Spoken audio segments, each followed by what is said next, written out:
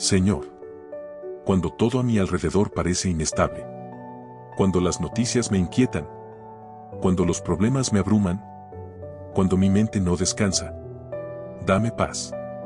No una paz superficial, sino esa que permanece.